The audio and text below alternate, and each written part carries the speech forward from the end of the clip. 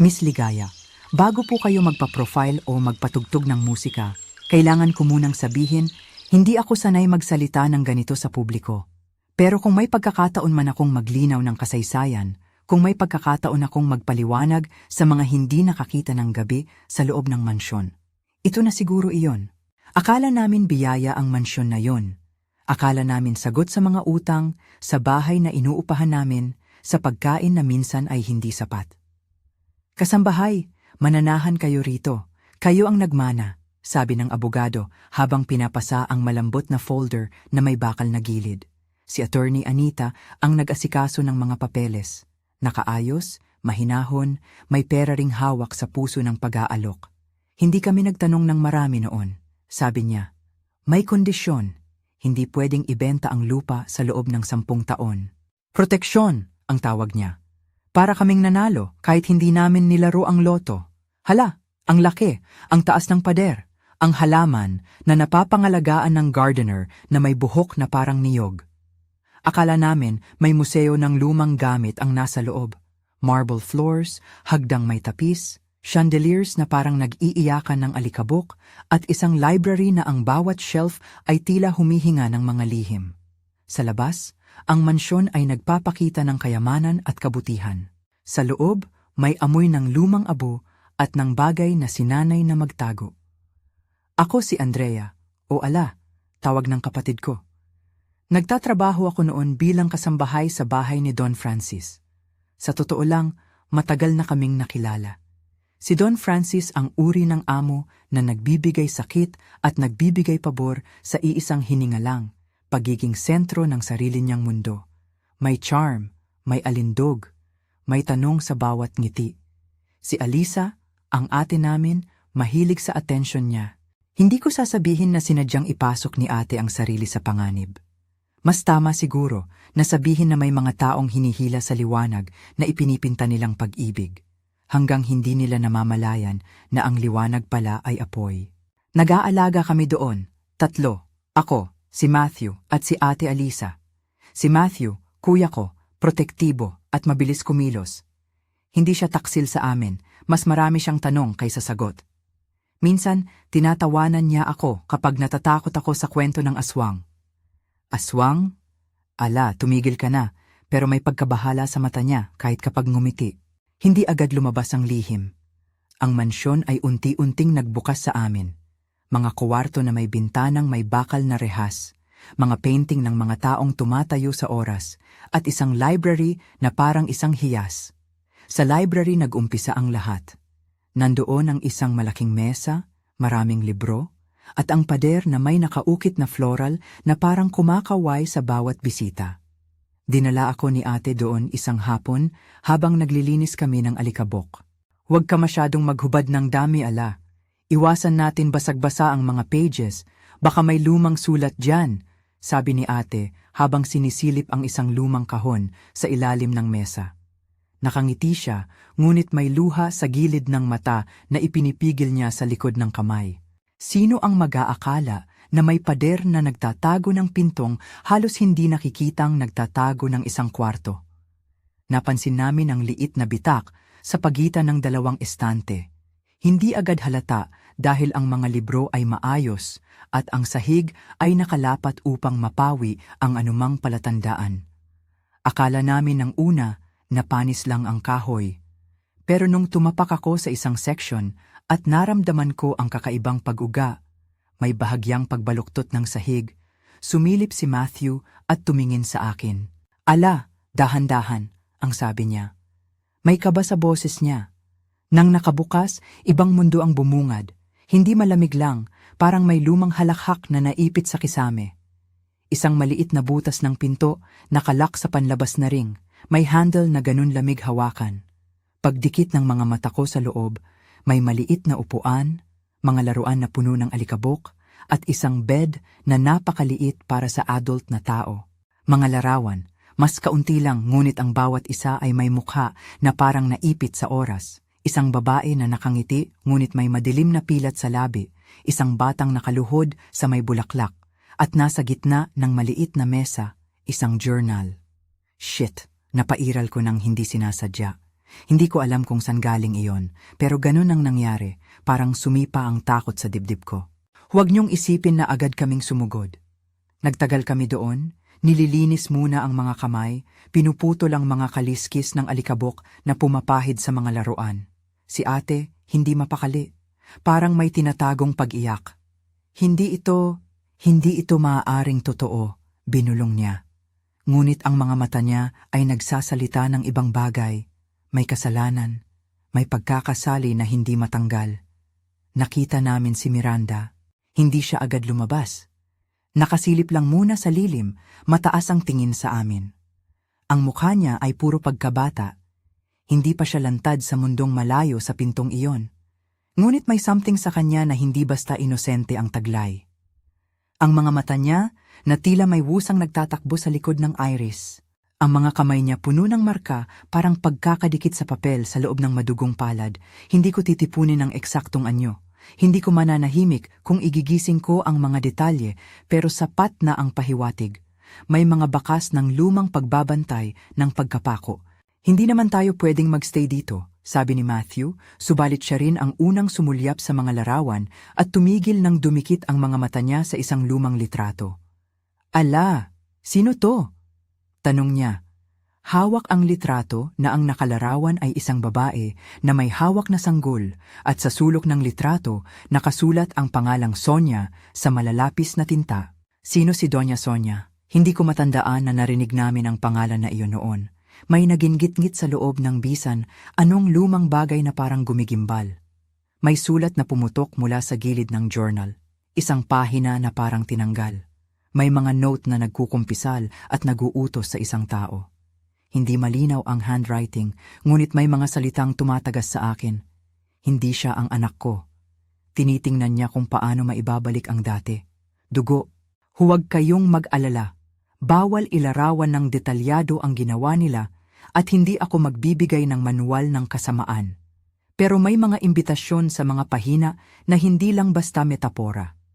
May mga diagram na parang guhit ng simbolo at may mga pangungusap na inuulit ang salitang buo sa bawat dulo. Para bang iniimbitahan ang isang sirang puso na magsama-sama ulit sa pamamagitan ng anumang paraan. Sinubukan naming ilak muli ang pintuan, ngunit hindi talaga kami makakalimot ng mukha ni Miranda. Isang week na kaming nakatira sa mansyon nang una namin siyang masulyapan sa liwanag na hindi niya sa pilitan na labasan. Hindi namin alam kung anong oras o anong wakas ang nagdala sa kanya doon. Kahit si Don Francis na may pagkanatural na maskara sa mukha, hindi siya inaalay ng basta. Si Don Francis. Kahit gaano pa kami kalayo noon, ang pangalan niya ay parang may panunukso. Minsan mabuti siya. Bigla siyang maging malamig. May mga pagkakataon na siya ang nagpadala ng pagkain para kay Miranda. May mga pagkakataon na siya ang nagbago ng mga linyang dapat niyang sabihin para pigilin ang sinuman na magtanong. Maaring sabihin ko ito ngayon ng masinsinan. May mga taong gumagawa ng paraan para protektahan ang sarili nila sa lahat ng oras, at kung minsan nangangailangan sila ng lihim na huwad na relihiyon para tanggapin ang kanilang sinapit. Hindi natin dapat ipataw ang folklore bilang dahilan ng kasamaan ng isang tao. Si Don Francis ang nagdala ng kanyang sariling nag-aalab na pagnanasa at ginamit niya ang alamat bilang takip. Ate Alisa, alam ko ngayon na hindi siya pumapayag na palampasin ang pagkakataon sa pag-ibig. Hindi ko ngayon sinisisi ang pag-ibig. Sinasabi ko lang na may mga taong magagawa ang sobra para makuha ito. Si ate ay napalapit kay Don Francis, hindi isang lihim iyon. May mga panahon na pinapakinggan niya ang kanyang mga pangaral, pumapasok sa mga diskusyon at nauuwi sa pagyakap sa mga plano na hindi niya lubos na iintindihan. Sa loob ng journal, may mga pahayagang sinabi na para bang inilalagay si Miranda bilang sentro ng plano. May mga salitang paglilihi, pagkakabalik at dugo na inuulit. May pahina na napunit at nakatago sa ilalim ng kabaong ng maliit na kahon. May palatandaan na iyon ay iniwan nang sadyang hindi tapos. Nobody leaves a puzzle half-finished without reason. Gabi iyon nang nagsimula ang mga kakaibang tunog. Hindi ang pangkaraniwang kaba ng bahay, hindi lang kuliglig, hindi lang hangin sa pagitan ng mga pader, kundi ang mahinang yabag na tila galing sa loob ng pader ng library, ang kaluskos ng mga libro na parang may nagbabasa ng walang kamay, at minsan ang maliliit na halakhak na hindi mapapakilala kung totoo man o hindi. Ako ang unang nagkaroon ng guni-guni, mga aninong naglalaro sa gilid ng paningin, pero kumpiyansa ako noon na matatakasan namin iyon. Hindi namin natalo ang gabi. Nakatulog man kami ng ilang oras, nagising kami na may tinig na nagmumuni sa pintuan ng maliit na kwarto. Ate? Kuya? Sino po yon? Napatingin ako. Si Miranda ang nagsasalita, kanyang boses na parang papel na piniga. Hindi siya malakas. Tila sumasayaw lang ang salita niya sa hangin. May kulay na pag-aalala sa kanya na hindi ko maintindihan. Tumingin kami at nakita ang kanyang mukha, mas nanghina at may mga palatandaan ng pananatili. Buhok na nakatali, damit na medyo maliit, mga mata na parang hindi nasanay sa labis na liwanag. Ala, bulong ni ate. Ang gilid ng labi niya ay nangingilid. Kailangan natin siyang ilabas, sabi ni Matthew, ng diretsyo. Hindi lang dahil sa awa. May takot. May instinct sa kanya na magsabing, huwag na kaming magtira pa sa loob ng bahay na yon. Pero paano? Sino kami para basta tanggalin ang isang batang nakatali sa loob ng bahay? Sino kami para mag-assume na ang sandaling iyon ay para isalba siya mula sa ating mundo? Siyang, may mga tanong na hindi pwedeng sagutin ng puso lang. Nagkita-kita kami sa kusina at nag-usap ng palihim. Ang mansyon ay parang nagmamasid. Bawat patak ng tubig, bawat pag-ipit ng kutsara ay nagiging kahulugan. Hindi ko maipaliwanag kung bakit ngunit parang may nag-aabang sa dilim. Para hindi tayo ma-accuse, tawagan natin si Attorney Anita, mungkahi ko. Ngunit alam namin na hindi siya agad makapupunta, may mga oras siyang sinusunod. At may isa pang parating, si Don Francis na katulad ng isang nagliliyab na ilaw, malapit pero mapanganib. Hindi namin inabot ang gabi nang mapaniwala kami na simple lang ang debate. Isang gabi, habang sinisiyasat ni Matthew ang mga sulok ng library, may narinig kaming yumiwang na pag-unggol. Hindi tao, hindi hayop, isang bagay sa pagitan. Tumakbo si Matthew pabalik at may dala sa kamay. Isang maliit na kahon. May sira na lock at sa loob, mga laruan at isang cloth doll na tila minahal noon. May bookmark na may maliit na sulat, para kay Miranda, mula sa Sonia. Ang puso ko ay parang lumingon-lingon. Sino si Sonia? Bakit iniiwan ang ganito? Bakit ang mansyon ng isang milyonaryo ay may nurse na kumakapit sa mga laruan ng isang batang hindi naman kilala? Nang ilabas ni Matthew ang journal at sinubukang basahin ng malakas, may mga pangungusap na bumagsak tulad ng malaulan na mga bato. Kailangan siyang maisauli. Hindi siya anak ko, ngunit kailangan ko siyang iligtas. Kung ang katawan ang kailangan, ang dugo ang lilinisin ng kaluluwa. Hindi ko matanggap noon ang mga salitang iyon. Hindi ko rin tinanggap na may sino mang gagamit ng ibang tao bilang inkubator ng kanyang kagalingan. Ginising ng mga salita ang isang takot na sabay naming hinarap. Hindi namin gustong magparinig, pero kailangan naming malaman sino ang nag-alaga kay Miranda.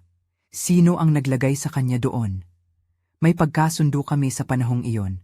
Maghahanap ng ebidensya. Hindi namin alam kung ebidensya ang mahahanap namin. Ngunit ang ideya ng pagsunod sa bakas ni Doña Sonia, ang pangalan na paulit-ulit sa journal, ay parang liwanag sa madilim na gabi.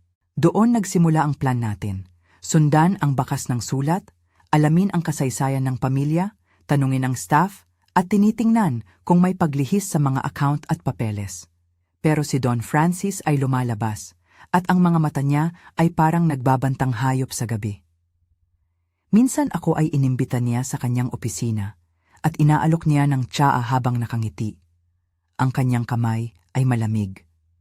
Ang mga tanong niya ay parang sinadya upang paluin ang utak namin. Bakit kayo magtatanong tungkol kay Miranda? Tanong niya noon, at para bang ang sahig ng mansyon ay nagdulot ng malalim na alon. Araw-araw ay mas lumalawak ang linyang iyon, ang pamilya, ang pag-ibig ni ate kay Don Francis, ang journal ni Doña Sonia. May istorya ng sunog, isang kwentong napako sa aming mga isip. May nangyaring apoy noon, at pagkatapos ay may kawalan, may tao na nawala, at may naiwang nakasulat na pangakong hindi natupad. Ang pangalan ng anak, Miranda, ay lumitaw sa lumang newspaper clipping na nakasilid sa isang kwarto. Hindi kami sigurado kung siya ang tunay na anak ni Don Francis. May mga pahina sa journal na nagsasabing, hindi siya anak ko, ngunit may mga linyang nagpapakita ng pangangalaga at pagmamahal mula sa isang ina. At iyon ang hinahanap namin, ang katotohanan sa pagitan ng mga pahayag. Isang gabi, hindi ko napigilan ang sarili. Pumunta ako muli sa maliliit na pinto ng panic room nang hindi sinasadya. Hawak ang flashlight na may mahinang sinag. Mabilis ang tibok ng dibdib ko. May maalab na presensya sa paligid. May malamig sa dulo ng aking mga daliri. Sa loob, nakita ko ang isang bagay na hindi ko inaasahan. May maliliit na guhit sa dingding, mga larawan na ginamitan ng krayola, mga pangalan, at sa isang sulok, isang piraso ng papel na may sulat, malabo, ngunit mababasa. Papa, bakit? Hindi ko alam kung umiiyak ako noon o kung tumitigil na lang ang mundo. Ngunit narinig ko ang halakhak mula sa malayo, hindi malakas, parang isang pagkikiliti ng kahapon. Tiningnan ko ang sahig at may bakas ng sapatos na maliit. Maliit na sapat para sa isang batang hindi lumabas ng loob ng pader sa mahabang panahon. Bumalik ako sa kusina at sinabi agad sa kapatid ko. Ang kanilang reaksyon, hindi sabay-sabay, ngunit may pagkahalo ng galit at takot. Hindi natin pwedeng iwanan siya, sabi ni ate. Pero paano kung may gulo ang gagawin natin at mawawala ang lahat? Ang boses niya ay malabo, parang isang taong umiiyak sa loob ng kaniyang ulo. Si Matthew naman, tahimik at matalim ang mga mata. Kailangan natin ng ebidensya, ang sabi niya. Kailangan natin ng proof kapag haharapin natin siya. At doon, Miss Ligaya, nagkaroon ako ng ideya na hindi ko pa lubusang nauunawaan noon. Kailangan naming maghanap ng isang bagay na magpapatunay na hindi ordinaryong pag-iingat ang ginagawa ni Don Francis. Kailangan naming hanapin si Doña Sonia o ang anumang pangalan na tumutugma sa mga pahina ng journal. Kailangan naming malaman ang mga detalye ng sunog at kung sino ang nawala noon. Kailangan naming malaman ang ugnayan ni Alisa kay Don Francis. Hindi upang sisihin siya, kundi dahil may mga bagay na kailangang maunawaan bago kami magdesisyon kung paano ililigtas si Miranda. Hindi madali ang paglabas noon. Para kaming mga magnanakaw ng katotohanan, nagmamasid sa bawat sulok, nagtatanong sa mga taong tila walang pakialam, ngunit may mga palad na kumakapit sa amin na parang sabit. May mga gabi na ako'y napapaikot sa ospital sa kilabot ng alaala. Minsan nagigising ako sa tulog dahil sa ingay ng pag-iyak ng isang bata. Hindi mula sa labas, kundi mula sa loob. Tila ba ang bawat dingding ng bahay ay may bibig na hindi nagsasalita kung hindi pagmumulto. Isang kahapon, habang nagbubukas ng isang lumang chest sa attic, may natagpo ang lumang kahon na puno ng sulat. May sira ang takip, may tape na natutuyo, at may mga pangalan na nakasulat na parang imahe ng panliligalig, "To Sonia with apologies." Sa loob, mga sulat na puno ng paghingi ng tawad at pagbabalik loob. May mga linya na humihiram ng awtoridad. Hindi ko sinasadya na masaktan ka. Ninais ko lamang na bumalik ang kaligayahan. Bumabagting sa aking utak ang isang tanong. Sino ang nagsusulat? Si Don Francis ba? O iba? Humalo ang pag-asa at pangamba. Hindi namin alam kung sino ang pagkakatiwalaan. Ang mansyon ay para sa amin na munang napiling magtiis sa malamig at sa liwanag. Ngunit habang lumalalim ang gabi, napagtanto namin na ang mansyon ay hindi isang bahay lamang. Ito ay entablado ng isang mahabang palabas. At kami ang mga bagong karakter na pinipilit ng mga dati ng eksena. Isang ama na may lihim, isang ina na nagtatago ng papel, isang bata na nakakulong sa sariling kagubatan. Gabi iyon, nakatulog kami ng halos hindi. Ngunit may isang sandali, habang hinihipa ng hangin ang halaman ng mansyon, narinig ko ang mahinang yapak na papalapit sa bintana ng aming kwarto. Hindi ako pilyo, tumayo ako at tumingin. May maliit na anino na dumaan sa bakuran. Parang may humahalay sa hangin. isang maliit na tawa. Hindi ako nagkamali. At doon, sa ilalim ng ilaw ng buwan, nakita ko si Miranda na tila umaakyat sa hagdan, hawak ang isang maliit na lantern na may sinag na parang nagliliwanag mula sa loob. Hindi siya kumilos na tulad ng isang orasang naliligaw. May paraan ang mga mata niya na nagsasabing hindi siya ganun kalaya. At iyon ang panahong naramdaman ko ang bigat ng aming obligasyon. Miss Ligaya, sa puntong iyon, tumigil kami sa pagkilos na parang mga inosente. Alam namin na kailangan ng plano, pero hindi pa namin alam kung gaano kalala ang gagawin sa amin. Hindi pa namin alam kung si Don Francis ay tunay na isang taong sasalot sa kanyang mga kamay o kung siya ay isang halimaw na gumagapang sa anyong tao. At hindi pa rin namin alam kung sino ang tunay na maghahawak ng katotohanan. Ang abogada, ang mga lumang papel, o ang maliit na babae na nakatigil sa kadiliman sa loob ng isang kwartong hindi napapansin ng mundo. Bago ako magtapos sa kwento ko ngayon at magbigay ng maikling pahinga para sa inyong hininga, may sasabihin ako na sana'y maiwan ng tanong sa inyong isipan. Kung kayo ang nasa pwesto namin, ano ang uunahin ninyo? Ang ligaya ng pagkakatuklas ng kayamanan o ang batang may mga marka sa palad na nagtataglay ng mga sagot na maaaring pumatay sa inyong kaluluwa kung hindi inaalis sa oras? Isipin ninyo iyon habang pumulupot ang dilim. Kung ang kwento ko ay may pakiusap, ito'y isang hiling lamang. Ipaalam ninyo sa comment kung naniniwala kayo na ang mga lumang bahay ay may lihim. Hindi ito call to action sa paraan ng pagmemerkado. Ito ay simpleng paraan lamang para ako'y magkaroon ng kasama sa pagbubulungan. Humihingi ako ng inyong mga salita dahil kailangan kong malaman na may mga nakikinig na hindi busog sa tsismis at hindi takot magtanong. Ngayon, hindi pa tapos ang gabi. Hindi pa namin natatagpuan ang lahat. May isang pahina pa sa journal na hindi namin mabasa ng buo. May isang salita na paulit-ulit ngunit natatakpan ng dumi. May isang kahon sa attic na hindi pa nabubuksan. At higit sa lahat, si Miranda ay nandoon pa rin at ang boses niya ay nagsisimula ng magbago mula sa sirasirang awit hanggang sa isang mas malalim na pag-iyak. Umalis ako sa library nang pilit kumalma. Huminga ako ng malalim. Sa labas, tahimik ang buwan. Ngunit sa loob, ang mga anino ay nagmumura at ang mga pader ay naglilihim. Hindi pa namin alam ang susunod na hakbang. Hindi pa namin alam kanino kami dapat tumakbo. Hindi pa namin alam kung sino ang magbabago ng kurso ng aming buhay. Nang magbalik ako sa kwarto, nakita ko si ate na nakaupo sa sahig, nakayakap sa kanyang mga tuhod. Ang mga mata niya ay napupuno ng luha. "Ala," ang sabi niya nang may pagod na boses. Hindi ko inakala na ito ang mangyayari. Humugot ako ng tulong mula sa kanyang mga daliri. Ang init ng kanyang palad ay parang nagkukulong ng mga lumang alaala. Hindi pa nagtatapos ang gabi, ngunit may isang bagay na naging malinaw. Hindi na kami pwedeng magkunwaring hindi namin alam. Ang mga tanong ay unti-unting nagiging mga pahayag, at ang mansyon, ang supposed na biyaya, ay nagiging hatol na nakalagay sa mesa namin. Kailangang pumili kami, magtiis sa katahimikan, o buksan ang pinto na pinapalamon ng mga lumang salita. Kailangang baguhin namin ang takbo ng istorya bago kami mapunta sa dulo na hindi namin hiningi. At dito nagtatapos ang unang bahagi ng gabing iyon, hindi dahil tapos na ang lahat, kundi dahil ang susunod na hakbang ay nangangailangan ng higit na lakas.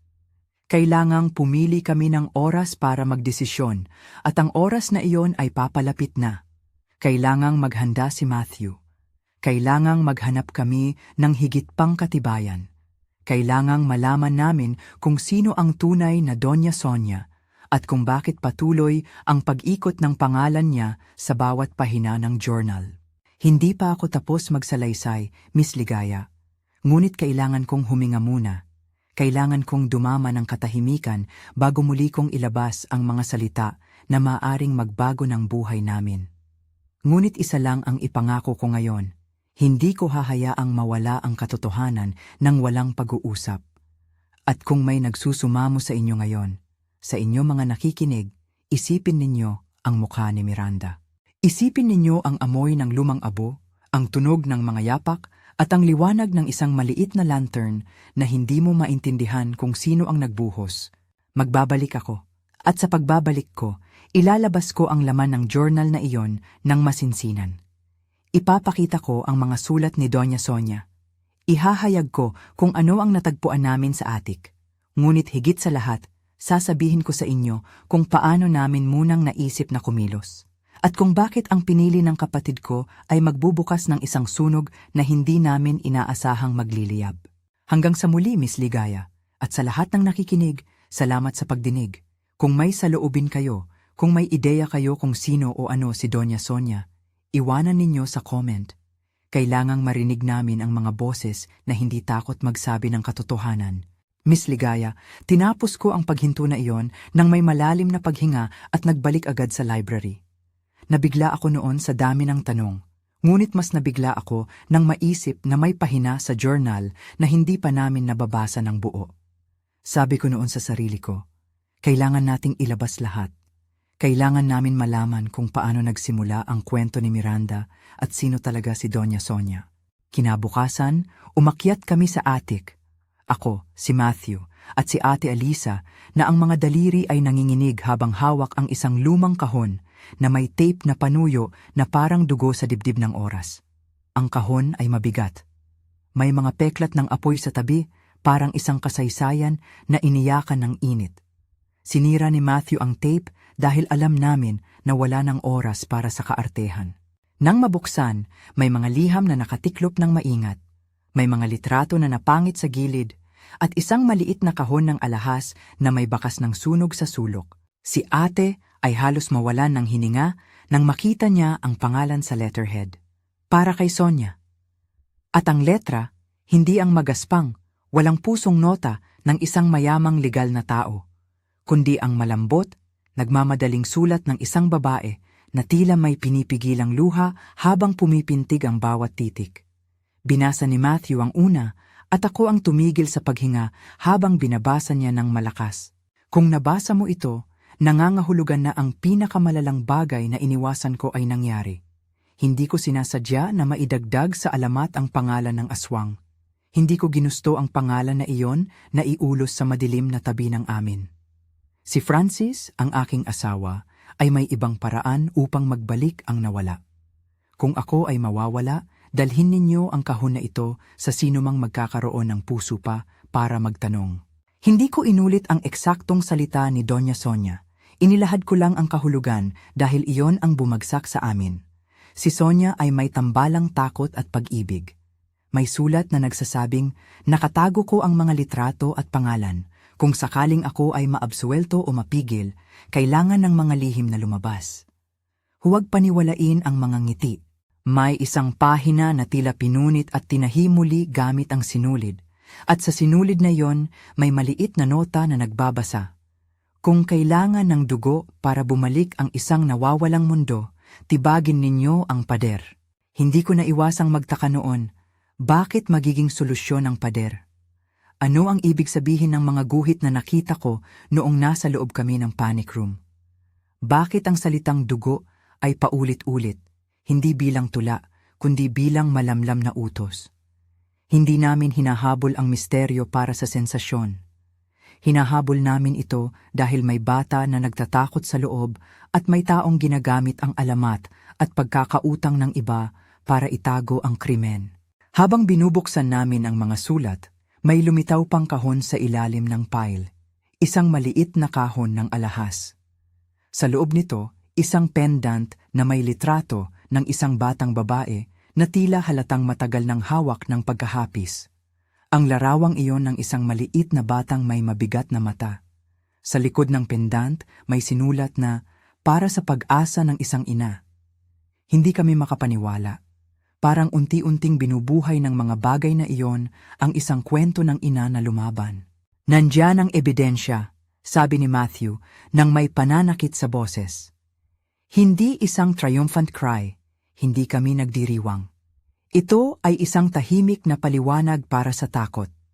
Kung may nakasulat at may mga bagay na nagpapakita ng pag-aalaga at ng pag-alis ng mga sekreto, maaari kaming may lakas para harapin ang susunod na hakbang.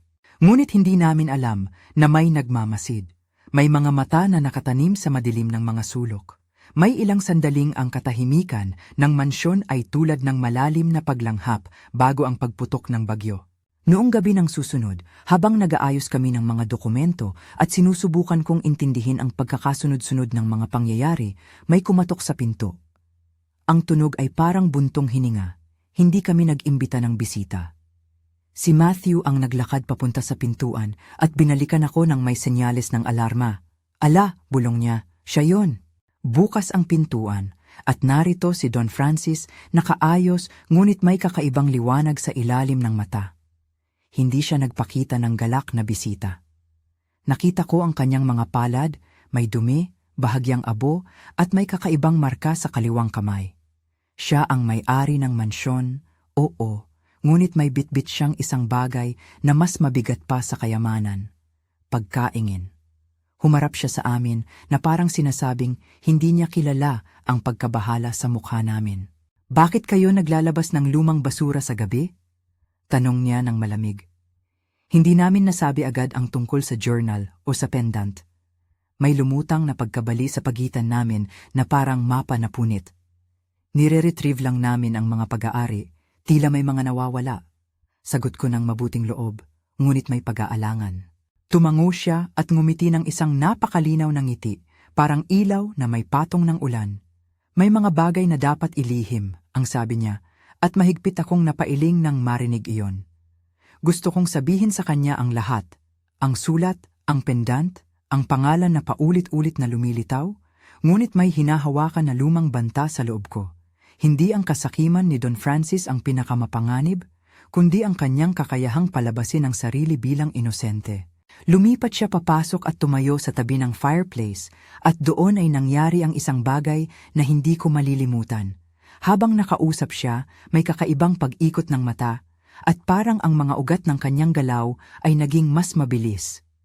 Ang mga tunog ng mansyon, ang mga hagod ng usok na hugasan ng hangin, ay tila naging sabay sa tibok ng kaluluwa niya. Sa tingin ko noon na nakita ko ang isang hayop, hindi ganap na anyo, ngunit sa mga galaw at hagod ng kanyang boses, may isang undercurrent na hindi pangkaraniwan. Ang pagkikiskis ng kanyang mga ngipin, ang paraan ng pag-inom ng tsaa na parang pag-inom ng dugo sa isang baso. Hindi ako sigurado kung totoo o bunga ng aking pagod, pero may kakaiba. Nagpatuloy kami sa pag-uusap. Nagtanong siya ng mga detalye tungkol sa mga nakitang litrato. Naging mapanlikha ang pag-iisip ko na may alam na siya ng higit pa sa dapat.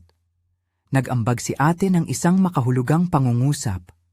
Francis, bakit si Sonia ay laging nasa mga sulat? Nang marinig iyon, naglaho agad sa mukha ni Don Francis ang maskara. May halong galit at pangamba. Nagsimulang umitim ang kanyang pagkukunwari. Alisa, ang sabi niya sa mahinang boses, at para bang ang mga sumusunod na salita ay nakalapat sa isang sipres na puno ng niyebe. Huwag mong pagsalitaan ng kahapon, at doon nag-iba ang hangin. Hindi na kami mga magulang at anak na nag-aayos ng usapin. Kami ay isang trio na nasa ilalim ng scrutinizing gaze ng isang taong kayang magtahi ng kasinungalingan at pagmamalupit sa parehong tela. Mabilis na lumaki ang pangamba. Si Don Francis ay hindi nagmadali. Hindi siya kailanman madali. Ngunit may mga sandali na sumirit ang sinag ng kalikasan ni ng munding kulay ng kanyang kaluluwa. Minsan, sa isang galaw, nakita ko ang pulbos ng abo na parang nakadikit sa kanyang mga lamad ng kuko.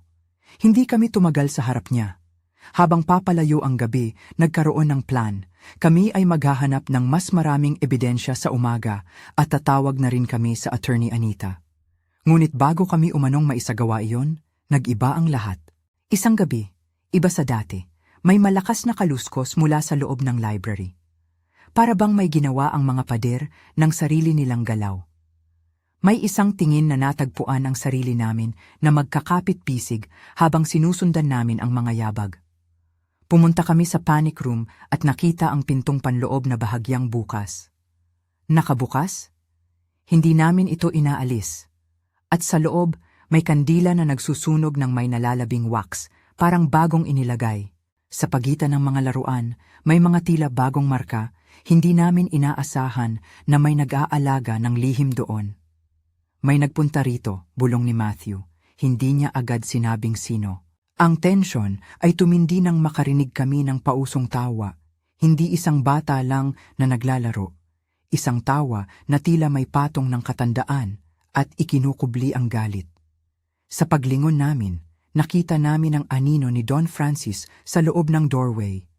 Malamlam ang mukha, parang may maskara ng litratong inihain at agad na binagsak. Lumipas ang oras na iyon na parang isang maikling kulminasyon. Hindi kami nagulat nang bigla siyang magsalita at hindi naman kami may kalakasan para lumaban. Akala ninyo, mahuhuli ninyo ang lahat sa sulat? Mahinang wika niya na parang may kalakip na pangungutya. May mga bagay na hindi niyo maintindihan. Wala na kaming balak na takutin ng alinman, sagot ni ate na halos pumuputok ang lalamunan sa pag-iyak. Ala, kunin natin ang bata. May isang pagkilos na naganap na hindi namin inasahan. Kumuha si Don Francis ng isang bagay mula sa loob ng buhok niya. Hindi ko maipaliwanag kung ano ang laman ng kanyang mga daliri noon at humagulgol ng parang isang hayop na nasaktan. Si Alisa ay lumapit at sa tono ng isang taong lumuluhod sa altar ng pag-ibig, hinawakan niya ang kamay ni Don Francis. Francis, huwag mo silang galitin, bulong niya. Ngunit ang paghawak niya ay hindi panlaban sa kung anong nasa loob ng puso niya noon. Ito'y medyo nakatali sa takot at kasalukuyang pagsunod. Ngayon, Miss Ligaya, kailangan kong maging tapat. Si ate ay nabihag. Hindi ko sinasabi na siya ay kasabwat. Sinasabing may mga pagkakataon na ang isang tao ay nasasadsad at naikulong sa kanilang paniniwala dahil sa pag-ibig at pangamba. Si ate ay naging bridge, hindi sinasadya, ng dalawa naming kapatid sa pagitan ng amin at ng halimaw na nakangiti sa aming harapan. Hindi nagtagal, lumago ang usapan at nagkaroon ng labanan ng mga salita. Tinawag ni Don Francis ang pangalan ni Miranda at siya ay nagbuntong tawa na parang may sariling kagutuman. Kailangan kong kumpletuhin ang buo, sabi niya ng malamig. Hindi ko inaakala na ang salitang buo ay magiging parang isang putok ng baril sa dibdib namin. At doon, nagbago na ang lahat. Ang panic room ay napasara. Hindi namin alam kung paano. Bakit nag-close? Hindi kami makaalis. Ang pader ay parang naging marahas at hindi matinag. Ang maliit na silid ay naging pugad ng takot. May isang sandali na ang hangin ay tumigil at parang may lumang pitik na tumama sa aming mga tainga. Mabilis ang aking mga pag-iisip. Ano ang dapat gawin? Tumawag sa pulis? Hindi. Walang signal. Subukan bang buksan muli ang door? Hindi namin magawa. Nagising kami sa katotohanan na kasama ni Don Francis ang mga suspek niyang pag-uugali at siya ay hindi na mapipigilan ng mga salita. Sa loob ng panic room, nagsimula ang confrontation. Hindi kami nagumangkin na kami ang magiging bayani ng kwento. Hindi rin kami nilikha para maging mga hindi nagkakasala ng buhay ng iba. Ngunit noong panahong iyon, ang kaligtasan ni Miranda ay higit pa sa pagsunod sa batas. Nakikita kong tumitibok ang mga bato sa ilalim ng aming mga paa. Habang si Don Francis ay kumikilos, nakita ko ang mukha ni Miranda, ang maliit na mukha na may sigasig na hindi ko kayang hubugin sa salita. Lumapit siya sa pintuan at sa kanyang mata may halong takot at pag-asa. Papa? Ang mahinang tawag niya. Walang ibang tao kundi kami ang nakausap niya. At sa pagkakataong iyon, parang may isang sira sa loob ng akin na gustong sumagot at magturo ng daan palabas. Ngunit ako'y hindi handa para sa susunod na sandali. Nagwala si Don Francis. Hindi siya nagtatagal sa mga salita. Siya ay kumilos. May nangyari, isang sigaw, isang pag-ikot, at ang mga galaw ng bahay ay nagiging malawak. Hindi kami mabilis sa mga bagay na tulad nito. Kaming mga kasambahay ay mga taong nagsisilbi, hindi mga mandirigmang bihasa. Ngunit si Matthew na dati ay nagbibiro tungkol sa aswang, ay nagbago ng may pagigting sa loob ng 2 segundo. Sa isang kutimpala ng pagkilos, kumuha siya ng pipa mula sa ilalim ng lumang mesa, isang piraso ng bakal na hindi perpekto at may madulas na dulo. Hindi ko man masabi kung paano niya naisip iyon. Baka instinct lang. Hindi ko alam kung saan nagmula ang lakas niya, pero nung inihagis niya ang pipa sa ere, parang tumigil ang oras.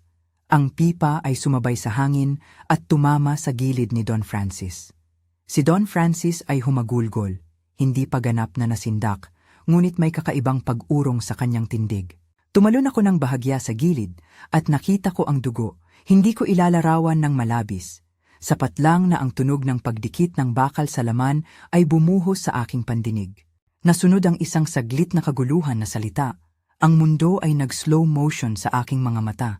Si Don Francis ay kumikilos ng parang hayop na binutas ng takot. Ang mga mata niya ay nagbago. Sa dilim, naglistang parang mga maliit na barya. Ano iyon, Miss Ligaya?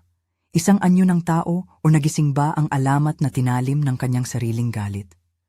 Hindi ko alam kung may supernatural na puwersa doon o simpleng tao lang na nasobrahan ng kanyang sanay na pag-uutos.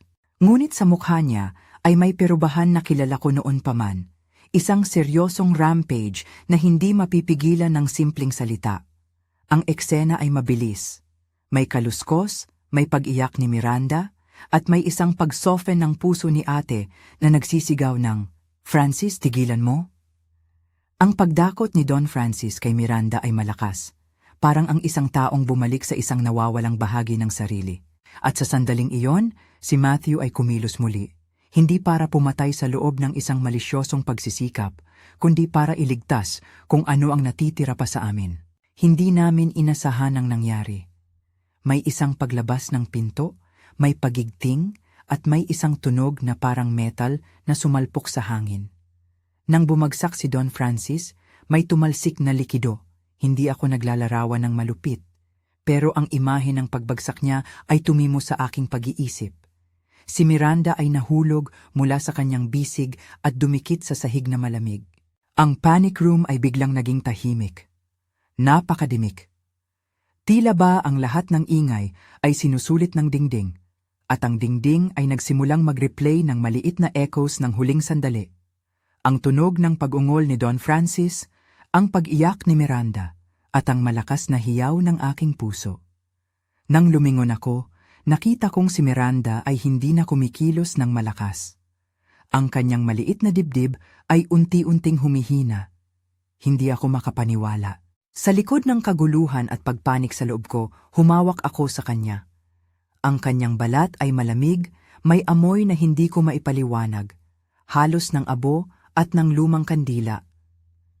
"Miranda," bulong ko. Hindi niya pinapansing may hangin ang kanyang mga mata. At sa sandaling iyon, hindi ako mapakali. Ako ay nakagawa ng desisyon na magmamarka sa akin magpakailanman. Hindi ko alam kung sino ang nagpasya na tumulong. Si Matthew ay parang robot. Hindi tumitigil sa paggalaw. Hinila niya ang katawan ni Miranda palabas ng maliit na pinto. Binubuhat siya na parang isang bagay na may timbang ng maraming pangako at kasalanan. Ang boses ni ate ay napakasakit, parang pumipigil sa isa pang pagluha. Wala kaming signal sa labas, walang telepono na sumasagot, ngunit may pinto na nakabukas at doon kami nagmamadali.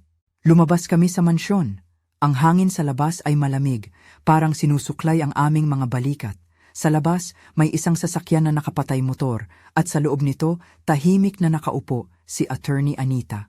Para bang araw-araw niyang pinipilit na pumunta sa mga lugar na hindi niya inaasahan. Sa kanyang mga kamay, may isang kahon at isang sobre. Ang kanyang mukha ay tahimik, ngunit may kakaibang laman. Alam ko noon na dinala niya ang mga bagay na iyon sa isang dahilan na higit pa sa paperwork.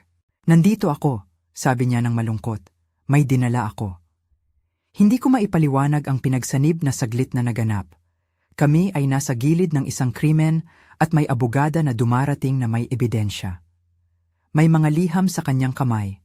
Mga sulat ni Doña Sonia na hindi lang naglalaman ng apology kundi ng inadmissible hurt. May mga larawan, mga piraso ng tiket at mga kasulatan na nagpapatunay na may transaksyon at may kasunduan noong sunog. Nakuha ko ang mga ito mula sa isang tagalinis na nagpasubali, paliwanag ni Anita. Sinundan ko ang titulong ipinasa. May mga bagay na hindi tugma sa sinasabi niya. Hindi ko maisip ang relief at sabay-sabay na pagdududa. Hindi kami nagdiriwang. Ngunit habang hawak niya ang kahon, biglang naglabas siya ng maliit na recorder at isang papel na naglalaman ng tila confession. Mga salita mula sa isang taong nagngangalang Sonia at isang kasulatan na nagsasabing may kontrata na may kinalaman sa paglipat ng ari-arian at isang kabuuang plano na nakatago. Tinatawag ko na ang pulis, sabi ni Anita, at agad niyang itinawag ang mga numerong kailangan. Ang takot at pag-asa ay magkahalo. Hindi ko inakala na ang pagdating niya ay kasing tamang oras. Ang kabanatang iyon ay parang isang masang tagapagligtas. Ngunit hindi pa rin sapat ang oras para mabago ang naiwang nangyari. Habang hinihintay namin ang mga sirena o kahit ang tunog ng ibang humihingi ng tulong, si Matthew ay patuloy na nagbabantay sa katawan ni Miranda, hawak ang maliit na kamay niya. Sa mga sandaling iyon, naramdaman ko ang kabuuang bigat ng mga pangyayaring nangyari. Si Don Francis na dinalaan ng pagnanais na muling maging buo nang walang pagsasaalang-alang sa buhay. Si Alisa na nahulog sa loob ng hiwaga ng pag-ibig. At si Miranda na parang sinubok na punuin ang mga bakanteng parte ng isang sirang pamilya. At kami ay naiwan na may mga kamay na natabunan ng malapulbos na kasaysayan. Hindi pa tapos ang gabi. Dumating ang pulis at sinubukan naming magkwento ng mabilis, mabigat at magulo. Hindi kami nakapagsalita ng maayos, hindi rin kami handa. May mga tanong na sinubukan nilang ilatag. Bakit pumutok ang karahasan? Paano nagsimula? Sino ang first mover? Bawat sagot ay parang paglalagay ng puno sa lupa. Kahit buo ang hangganan, parang unti-unti pa ring nakikita ang ugat.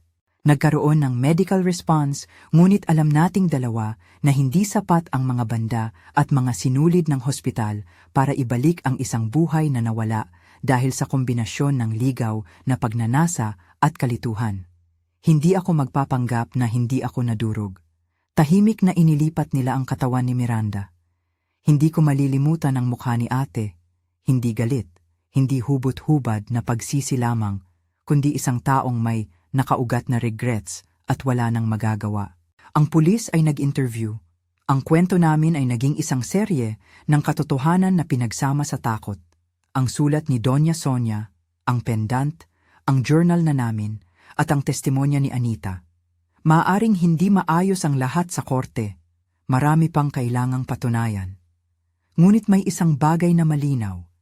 Hindi basta-basta mawawala ang boto ng sinasabing aswang. Ang aswang, sa kwento namin, ay ginawang belo ng isang tao para takpan ang sariling karahasan. Sa mga sumunod na araw, dumating ang mga pagsisiyasat. Nagbalik kami sa mansyon kasama ang mga pulis. Hindi ko ninais bumalik sa mga lugar na iyon.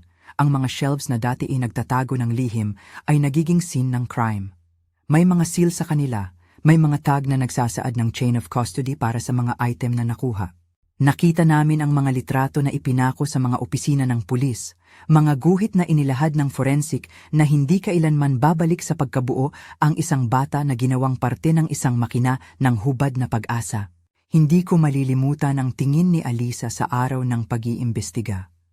Siya ay pumanaw sa lamig ng taong wala sa sarili.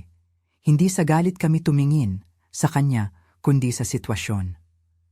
May mga piraso ng testimonya na nag-ugnay sa kanya sa mga pag-uusap ni Don Francis, mga text message na naglalaman ng pangakong kaligtasan sa kabila ng panganib, at isang pattern na nagpapakita ng manipulated na pag-iisip.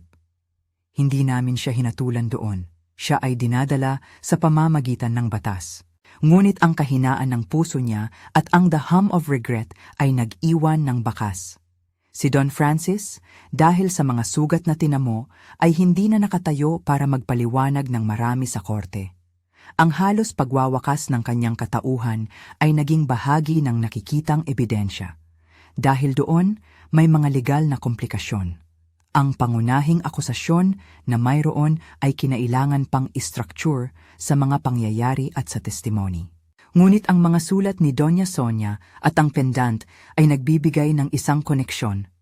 May sinumang nag-aalala para kay Miranda, may sinumang nagtatangkang itago ang katotohanan, at may sinumang naglalagay ng pera at kapangyarihan sa ibabaw ng inosenteng buhay.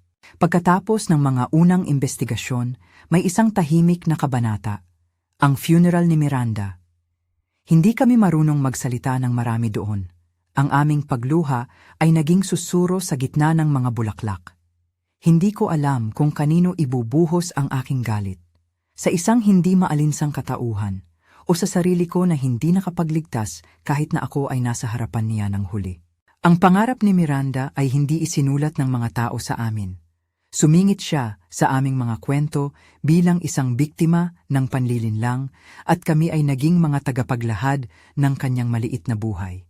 Lumipas ang mga linggo at buwan, ang mansyon ay napuno ng mga manlalakbay ng kaso, mga abogado, investigator at mga taga-rekonstruksyon ng mga relasyong hiwalay.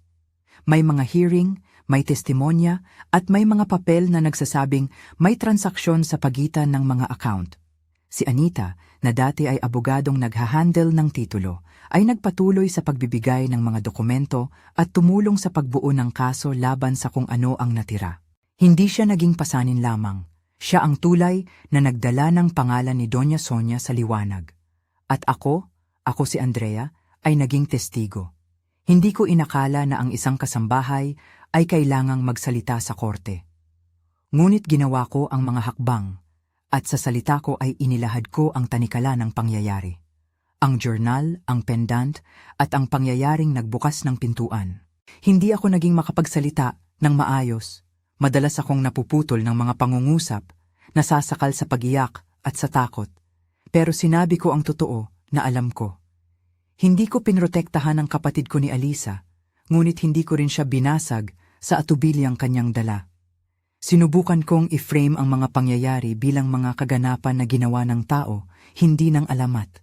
Minsan, sa pagkakausap ko sa mga psychologist na kasama sa kaso, ipinaliwanag nila sa akin na may pattern ng manipulation at coercion. Hindi ito isang bagay na pwedeng padaliin sa baliw o mahiwaga.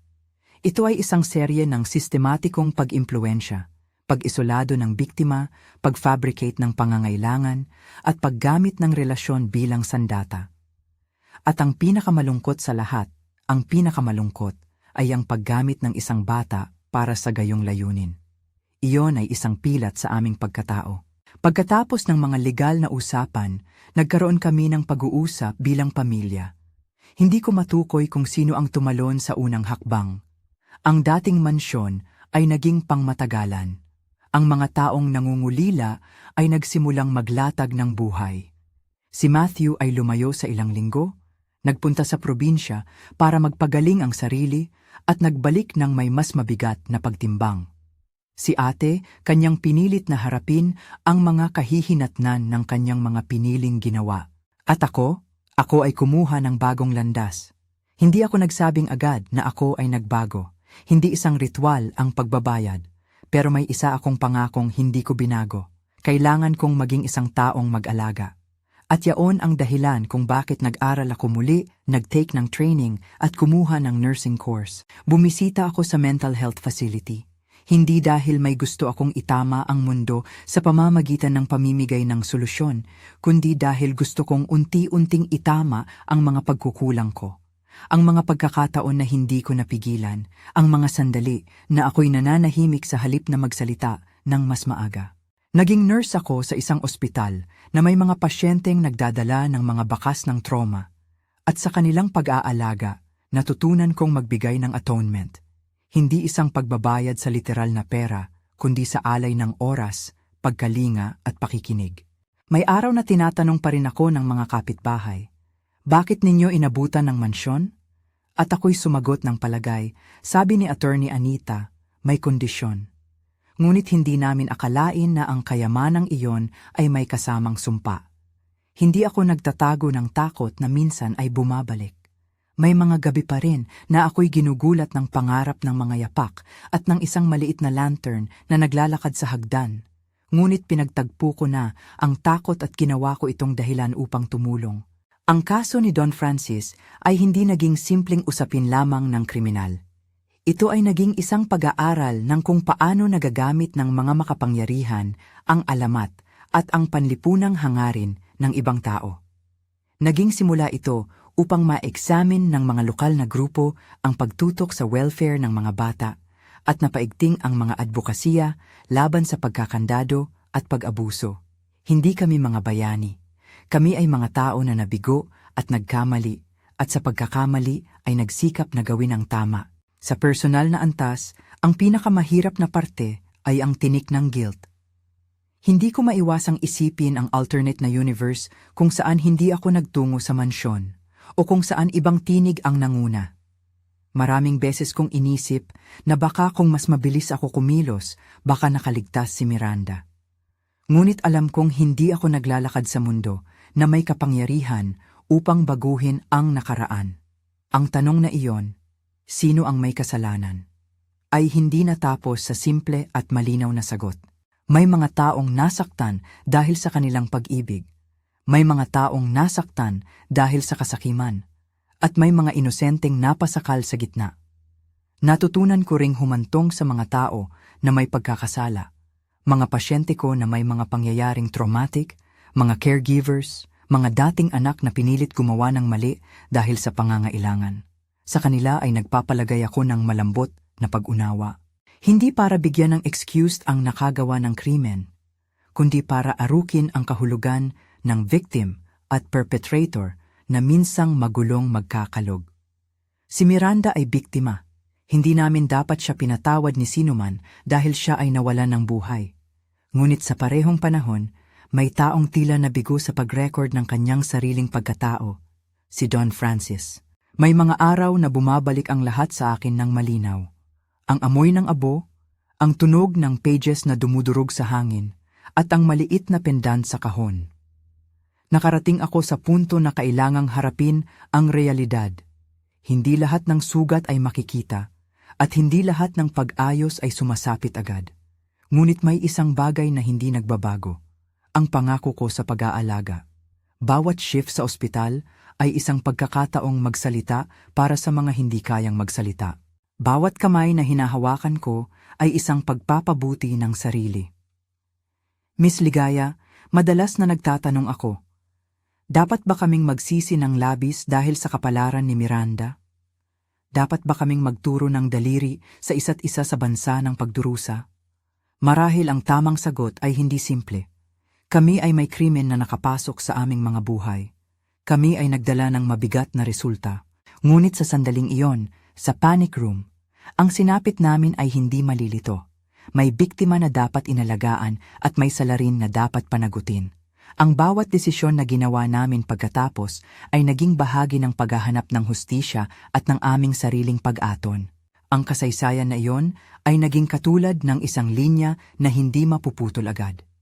May mga tao na tumulong, si Anita na hindi lang abogada kundi tagapagdala ng mga dokumento, ang mga pulis na nagsiyasat, ang mga doktor at paramedics na gumawa ng lahat para magawang maayos ang scene, ang mga social worker na tinulungan ang mga naapektuhan. Sila ang mga taong humawak sa amin nang hindi nagtatanggi. Sila ang mga taong nagdala ng liwanag sa isang kwarto na puno ng alikabok. Ngunit narito ang mahirap na bahagi. Ang katotohanan sa hukuman ay hindi laging sapat upang mapawi ang sugat. Si Don Francis, kahit na namatay o hindi, ay may dahilan na nag-ugat sa mga sandali kung saan piniling gamitin ang katotohanan upang magtago ng kasalanan. At sa likod ng lahat ng iyon ay ang maliit na boses ni Miranda na hindi na namin kayang ibalik.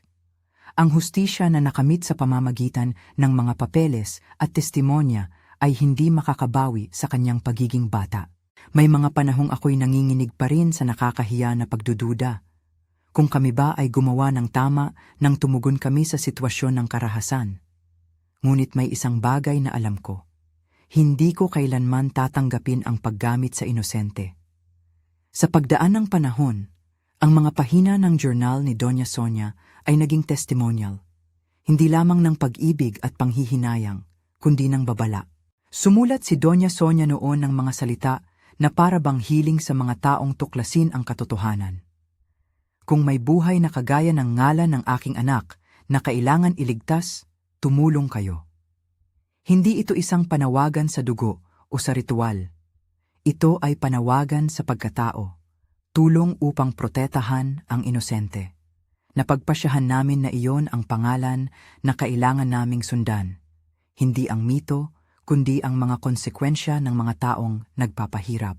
Ngayon, Miss Ligaya, halina't marinig ang huli kong pakiusap. Hindi ko sinasabi na kami ay mga bayani. Hindi ko sinasabi na kami ay perpekto. Ngunit kami ay nagbago. Sa tuwing nagpapatingin ako sa salamin, nakikita ko ang mga mata ng isang babaeng nagdaan sa dilim at pilit naglalakad pabalik sa liwanag.